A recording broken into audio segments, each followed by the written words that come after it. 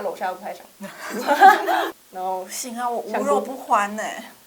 这无肉不欢的人去那边怎么生活呢？太难了。Hello， 各位观众还有听众，大家好，欢迎收看这一集的《闹着地球聊》，我是 Lemon， 我是孝轩。看起来好冷淡啊，小璇，睡饱了吗？我一直都走这种冷淡风格。好哦。今天我们要讲的主题是火星移民。那为什么会想要谈火星移民呢？大家应该知道，最近就是火星的新闻很多，因为就在飞行了7个多月之后呢，毅力号探测车终于在2月底的时候登陆了火星的耶泽罗陨石坑。那为什么是耶泽罗陨石坑？因为呢，很多科学家相信这边过去有一个很大的湖泊，那我们知道哪里有水，那哪里就会有可能会有生命。那也就是说呢，大家希望这个毅力号可以上去这边找到一些古老的生命的迹象，来让我们证明说，向我们证明说，人类其实有机会可以到火星去移居。那为什么要移居到火星啊？因为火星是人类目前觉得它最适合居住的一个星球之一，因为它也是类地行星之一。然后就像你刚刚讲的，它有可能有水，然后以前的人也觉得那边可能会有古早的生命，或是生命的原型这样。但它目前就大家所见，火星红红的，就是因为它地表上都是氧化铁。目前科学家是没有发现一个直接的证据说上面有生命，但是他们认为可以去透过改造，或是透过一些科学工程，让它变得更适合人类居住。而且火星上面有稀薄大气，但它95%都是二氧化碳，所以对他们来讲，就是有二氧化碳，它也可以透过一些科学工程让它转变成氧气。怎么转变很难吧？最近那个毅力号有个最新的新闻是说，毅力号成功的把火星上面的部分二氧化碳转化成5克的氧气。那5克的氧气可以呼吸多久呢？就是太空人可以在火星上面呼吸10分钟。那如果我们要移居到火星的话，我们要就是制造多少5克的氧气呢？跟每个人身上都要带一个制氧机吧，你知道吗？就穿太空服，然后就挂一个制氧机，就像一般的太空人一样。那其实我觉得大家会想要移居到火星，很大一个原因是因为觉得地球可能有一天会不适合居住，因为最近几年很多电影都在探讨这个议题，就地球包括我们台湾也是缺水、极端的气候等等。那如果现在这个2021年的现在已经是这样，南部不保说可能30年、50年后这个状况更严重，我们根本就住不下去，对不对？是吗？没有，我意思说，到时候地球可能会有很多污染，然后再加上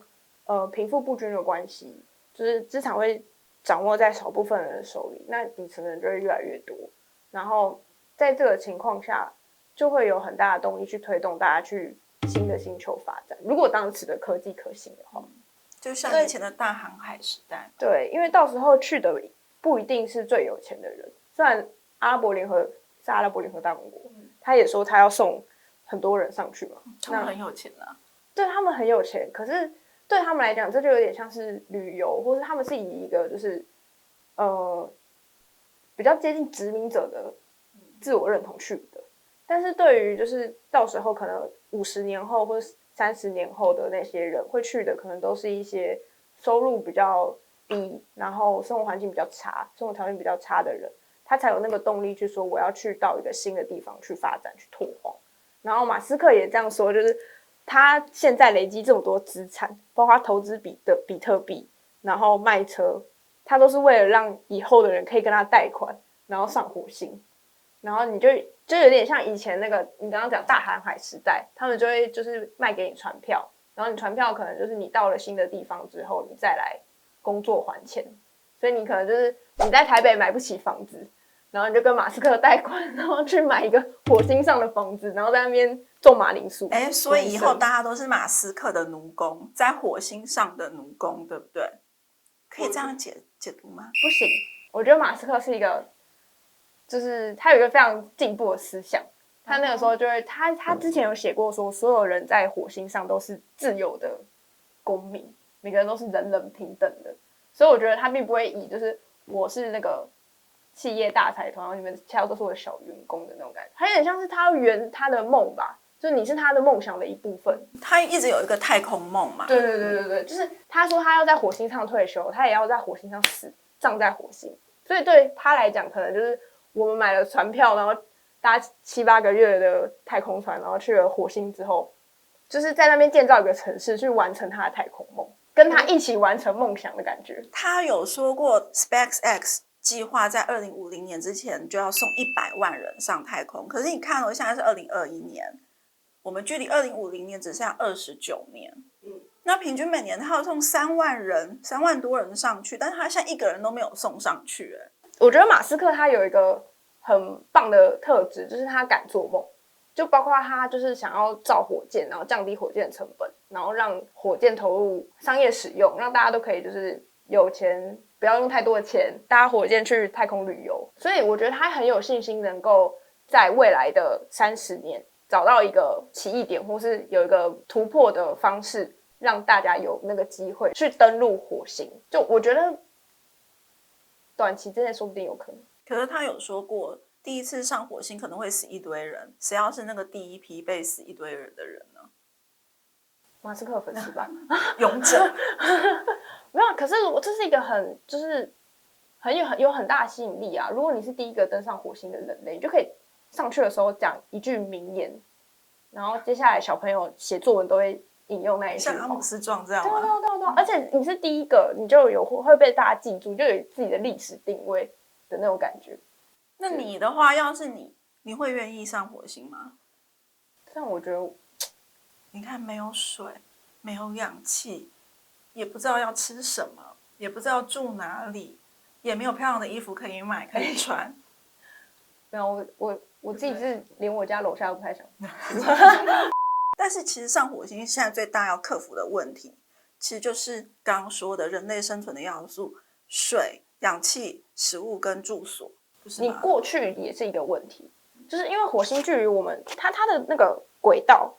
它距离我们会有的时候远，有的时候近，所以它最近的时候是在5400万公里，最远的话可能会到4亿公里，就这个差距很大。所以我们一定要趁着就是火星离我们比较近的时候，大概每隔26个月大概是2年多，然后它会到那个离地球比较近的那个地方，我们要在它离我们比较近的时候发射火箭，这样我们才来得及去火星。不然的话，你就要原本7个月，你可能就要花个2-3年才到得了。这样，所以你这7个月你要怎么在太空梭里面跟100个人保持和平，然后保持心理健康？我可以打 game， 但太空上没有 WiFi 啊。可以打单机游戏啊！你看现在疫情，大家在家，大家不是很多人都在家里打 game 吗？多打 game 是好事。但我觉得要100个人在一个这么窄的空间里面，然后生活条件其实就一定是不比在家里，在地球要一起生活7个月，真的蛮困难的。难怪说欧洲有科学家说，我们必须要发展冬眠的技术，才有办法真的送人类上太空。冬眠感觉听起来就是科幻电影会常出现的那种情节，就好像听起来会减少很多人之间的摩擦，然后也可以减缓你可能你在上面的物质的消耗速度，因为你睡觉你就不需要一直吃，然后一直喝什么吃喝拉撒，可能就会相对来讲比较简单一点。可是有一个很大问题，就是你在太空你是那个没有重力的状态，所以你的肌肉跟骨骼可能会萎缩，那你就必须要用大量的运动来去维持你的肌肉骨骼的健康。不然的话，就是你睡一睡，一到火星，你整个身就垮了，都不能走路，站都站不起来，坐轮椅。对，因为我有看那个太空人有说，他们在太空船上面的时候，每天大概要健身2个半小时到3个小时，至少。不然的话，你就会整个人就是缩起来，然后站也站不住。但是通常他们也有说，就是你在太空待一段时间，再回来地球的时候，你会慢慢恢复。可是你去了火星移民，你不太可能就是来来回回一直在两边一直跑，所以就是你要怎么维持身体的健康，那又是另外一回事。就是去也是一个问题嘛，对不对？对，而且就是火星的重力又是地球大概38%左右，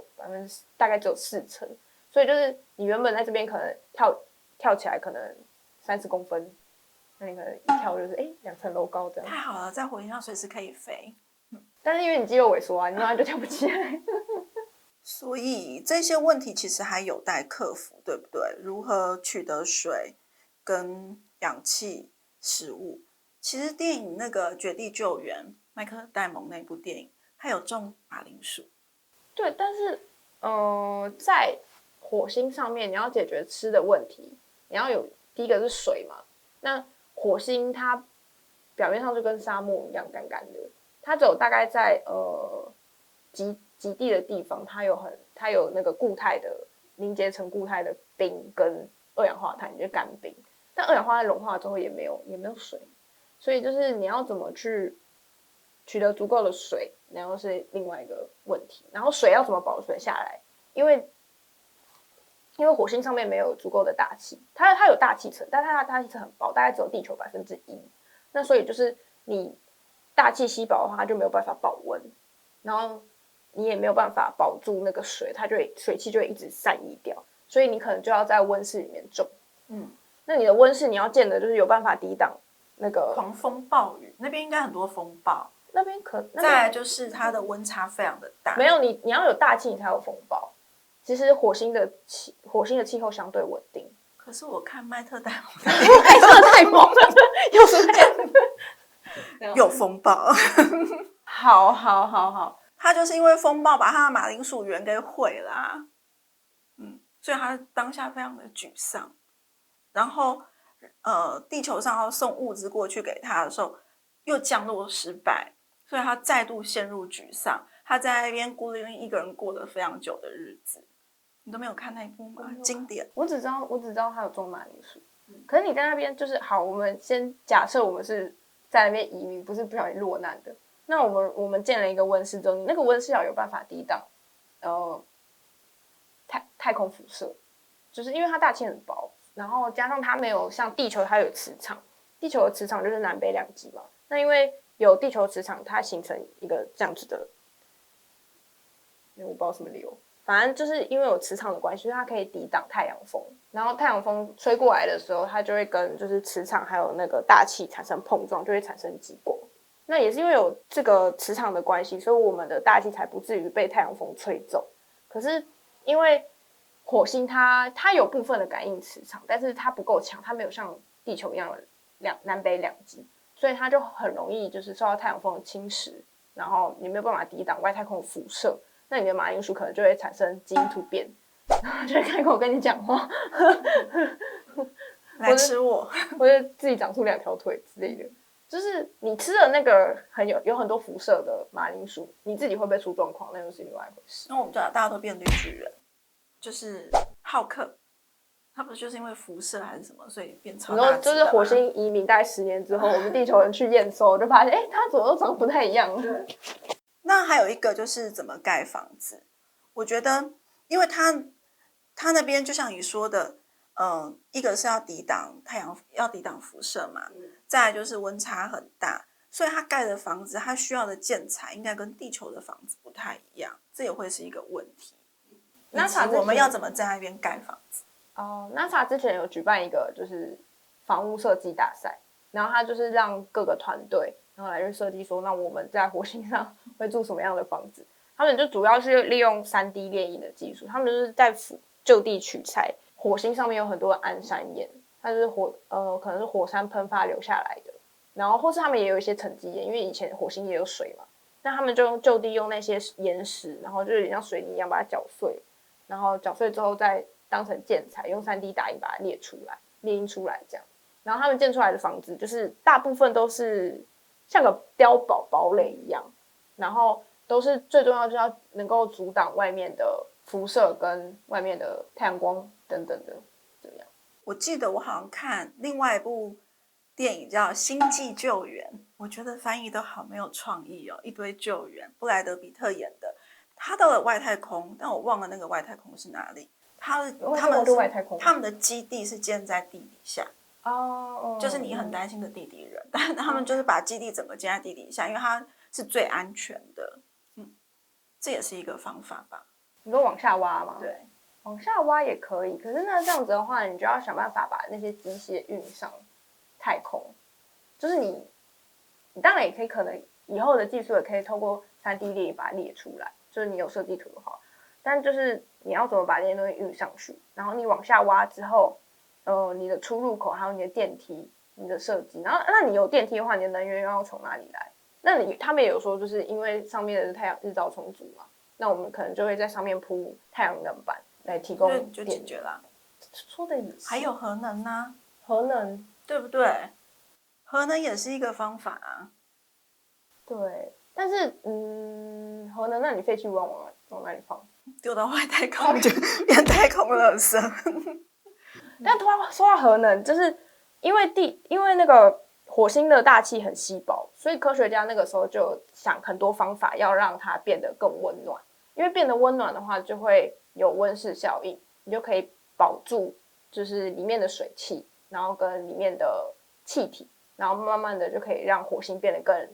适合人类居住。然后马斯克提出的方法就是，那我们就朝那个极地的冰河那边丢核弹，然后把那些冰河全部炸碎，然后它就会释放出水汽跟二氧化碳，然后就可以形成一个大气层，这样还蛮异想天开的。但是后来科学家有反驳他说，就目前探知到的冰河跟干冰的数量，可能不足以让火星产生大气层，它可能原本从就是地球大气层1%变成1.6%或2%这样，那其实就有点像杯水车薪啦。就像氧气，5克的氧气根本就呼吸没有几分钟就没了。对，还有一个就是因为刚刚讲到食物之后讲到马铃薯，那如果我想吃肉，其实我觉得有一个方法，因为现在其实人造肉也很盛行，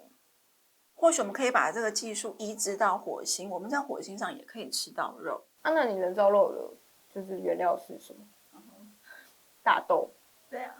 蛋白，就把它运送过去。我在上面想办法种出大豆来嘛，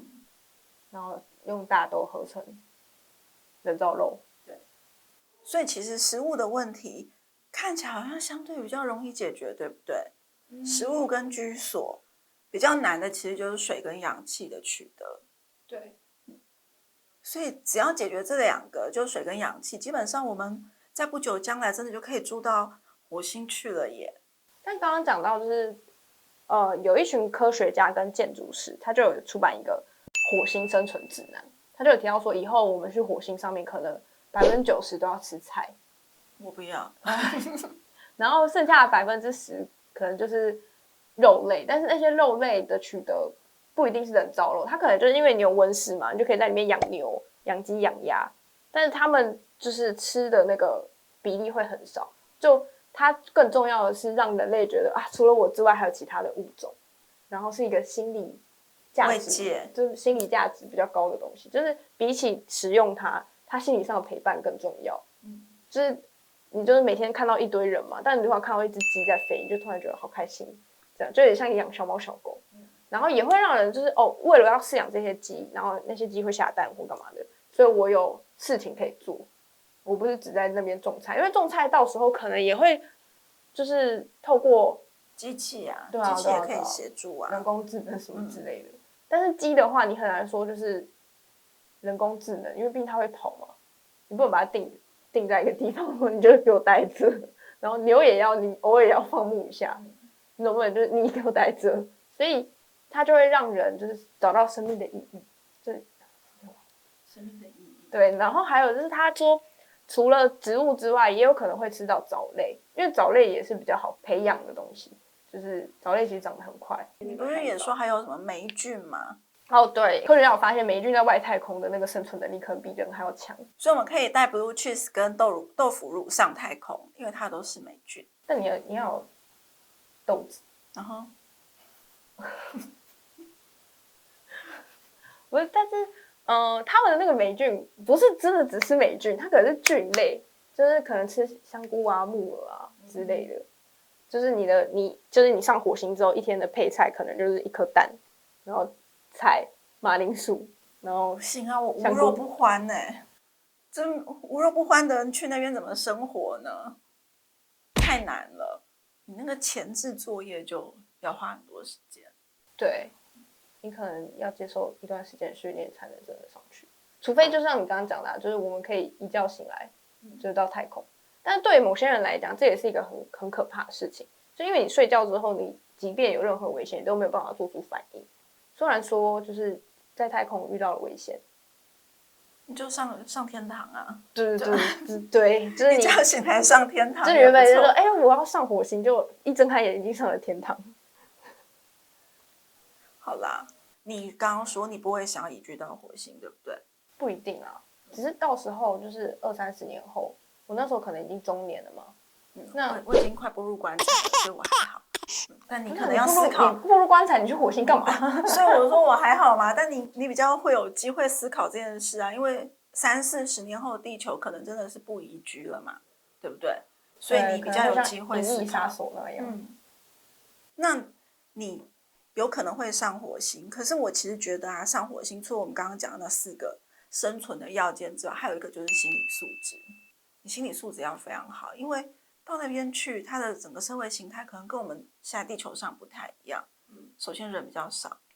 娱乐比较少很多吧，不是比较。那各种生活要件都差很多。对，我觉得心理素质是很大的一个关键。所以到时候可能会诞生新的宗教嘛，就一个教头上去，然后跟大家讲说，就是火星人们信我这样，然后什么地球人都是万恶资本主义，那就等你去创啊，举起火星的法锤这样，等你去哦。然后不要，可是那时候我中年了，我不一定会想去啊，因为如果假设说，就是他有一个推论，就是到时候会是比较贫穷的人才有可能会想要去拓展新大陆、新星球这样，所以不一定，我可能是我们的下一个世代才有机会去到那个地方。他刚刚讲的那个假设，其实是在地球还可以居住的时候，那会选择移居到火星的，比较会像大航海时代那个时候的穷人啊、罪犯，他到新大陆去找机会。但我们刚刚的前提是，如果地球不宜居的话，那到时候可能反而是有钱人或中产白领，他们抢着要买那个20万到50万美元的太空机票，移民到外太空去，然后火星就会反殖民我们嘛。对，我们以后就要听火星的，所以我们就会拜火星人，然后火星人也是成立一个新的宗教。但是其实我觉得不管要不要移居到火星啦，其实这个议题一定是未来人类会不断在探讨的。不管是不是因为地球的环境不宜居，还是说我们对于外太空那些未知的探索，基于一个好奇，那人类的技术也到了有办法到外太空去的阶段。我觉得这一定是未来50年、100年人类会不断的去尝试做的事情，对吧？会。希望在我有生之年，我也可以去火星看看。那就这样咯。好，皆さん，我们下周再见，拜拜。